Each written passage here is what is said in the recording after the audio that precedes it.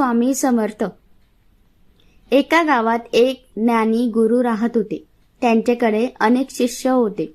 एके दिवशी गुरुजींनी सर्व शिष्यांना बोलवले आणि म्हणाले, उद्या सकाळी जो ही परीक्षा उत्तीर्ण होईल त्यालाच माझा सर्वात जवळचा शिष्य बनवेल. दुसऱ्या दिवशी सर्व शिष्य आले. आश्रमाच्या मुख्य सभागृहाचा मोठा दरवाजा बंद होता. दरवाजावर एक फलक लावला होता.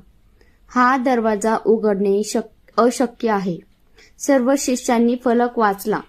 कुणी म्हणाले, गुरुजींनीच लिहिलेले आहे म्हणजे उघडणार नाही.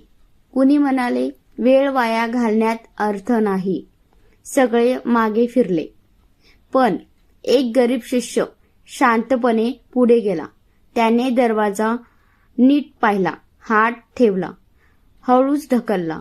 दरवाजा लगेच उघडला. कारण दरवाजाला कुलूप नव्हते. तो आत गेला. गुरुजी हसत त्याची वाट पाहत होते.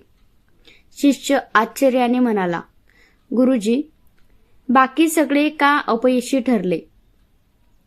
गुरुजी म्हणाले, त्यांनी फलकावर वाचलेला जे होतं त्यावर विश्वास ठेवला, पण कोणीही प्रयत्न केला नाही.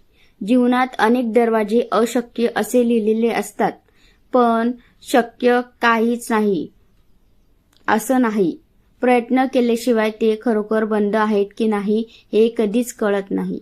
बहुतेक लोक अपयशामुळेच नाही तर प्रयत्न करण्याआधीच हार मानल्यामुळे मागे राहतात.